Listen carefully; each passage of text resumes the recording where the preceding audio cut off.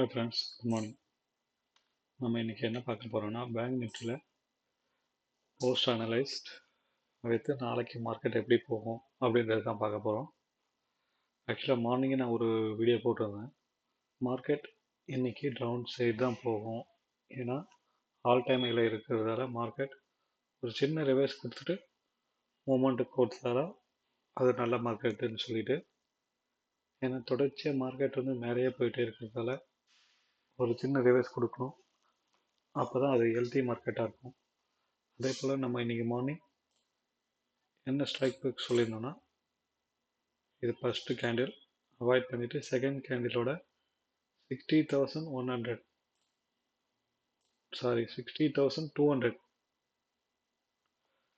அந்த strike price தான் சொல்லியிருந்தோம். கால் அண்ட் புட் ஆப்ஷன் பார்ப்போம்.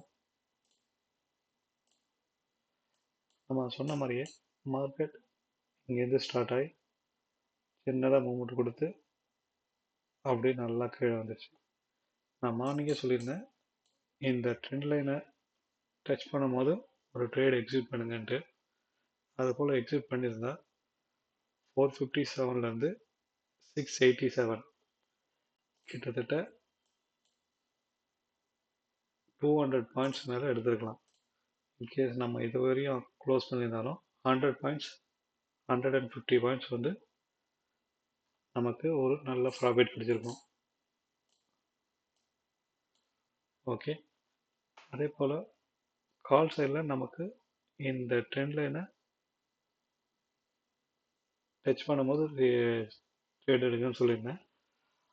ட்ரை பண்ணியிருந்தா மார்க்கெட் உடனே ரிவர்ஸ் வந்து கீழே கவுண்டர்ஸ் கேண்டில் க்ளோஸ் வச்சிச்சு. 50 பாயிண்ட்ஸ் நமக்கு லாஸ்.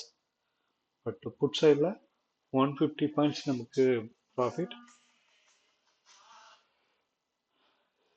கால் சைடில் 150 பாயிண்ட்ஸில் 50 பாயிண்ட்ஸ் மைனஸ் பண்ணால் 100 பாயிண்ட்ஸ் நமக்கு ஒரு நல்ல ப்ராஃபிட் கிடச்சிருக்கு.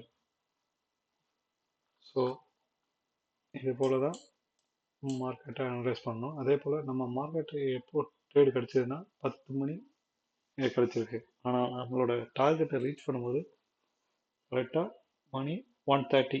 ஸோ கிட்டத்தட்ட 3 ஹவர்ஸ் நம்மளோட டார்கெட்டை ரீச் பண்ணுறதுக்கு அவ்வளோ டைம் எடுத்துக்கிச்சு. ஏன்னா பேஷண்ட்டாக இருந்தால் தான் மார்க்கெட்டில் சஸ்டெயின் பண்ண முடியும்.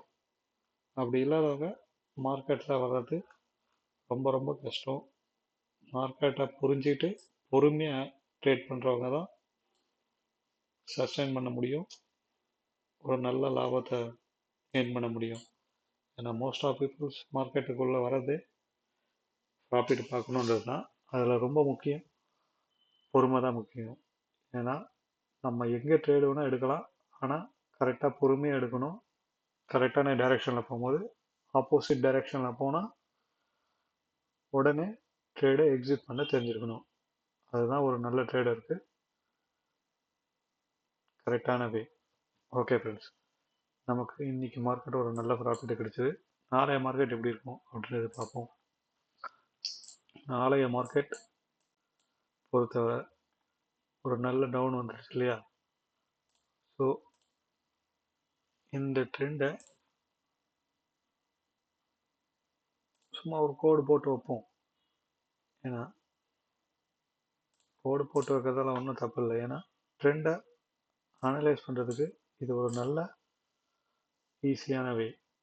நாளைய மார்க்கெட் 59,850 கேண்டில் கிளியர் க்ளோஸ் பண்ணாத வரை மார்க்கெட் மேலே தான் போகும். இன்கேஸ் க்ளோஸ் பண்ணி வச்சிருச்சுன்னா இந்த ட்ரெண்ட் லைனை டச் பண்ணும் போது ஒரு ரிவர்சல் வருதா அப்படின்றத பாருங்கள். இன்கேஸ் ரிவர்சல் வந்தால் மார்க்கெட் இங்கேருந்து மூவ்மெண்ட் ஆகும்.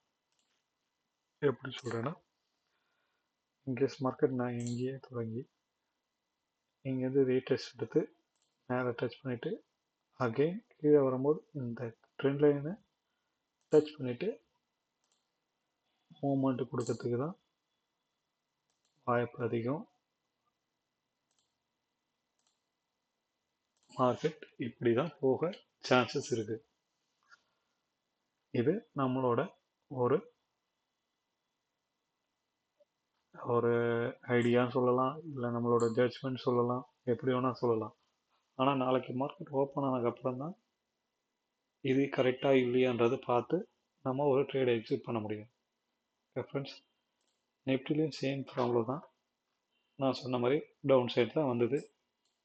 மார்க்கெட் ஸ்டார்டிங்கில் மேலே போனாலும் அங்கேருந்து கீழே நல்லா வந்து இந்த ட்ரெண்டில் பிரேக் அவுட் பண்ணுற மாதிரி பண்ணிவிட்டு திருப்பி மேலே போய் லைட்டாக கீழே வந்துடுச்சு. ஸோ நாளைக்கு மார்க்கெட் இந்த லோவை க்ளோஸ் பண்ணாத வரையும் கால் சைடு ஃபோக்கஸ் பண்ணுங்கள். இன்கேஸ் க்ளோஸ் பண்ணிச்சுன்னா கீழே புட் சைடு ஃபோக்கஸ் பண்ணுங்கள். Okay friends, so thank you for வாட்சிங் our channel and subscribe and share to your family.